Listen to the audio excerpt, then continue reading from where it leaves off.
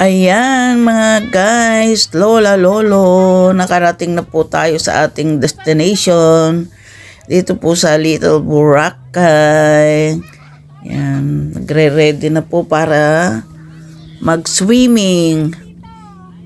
Yan, pakita ko po sa inyo yung palibot.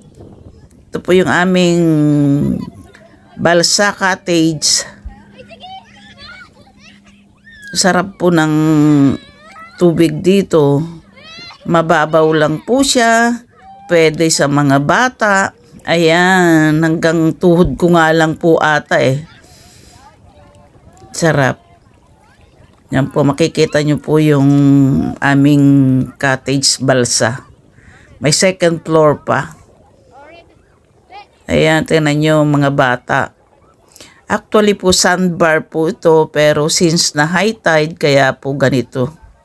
Yan, makikita nyo po maski mga batang maliliit nagsuswimming po dito. Eto po tayo dito. Naka-recharge na naman po tayo ng vitamin C. Kasama po ang aming mga batchmates, high school batchmates. Ang saya-saya.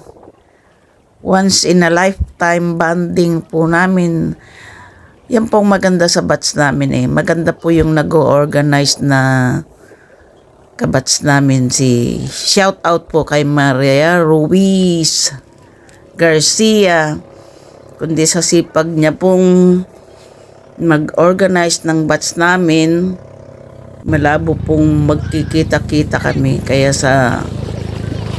salamat sa kanya at sa aming presidente na si Glenn Imperio.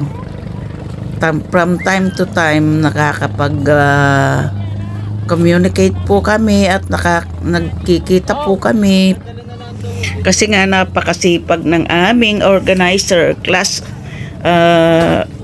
organizer. Ayan, that's all for now mga guys. Thank you for watching. See you again on my next video. Bye bye.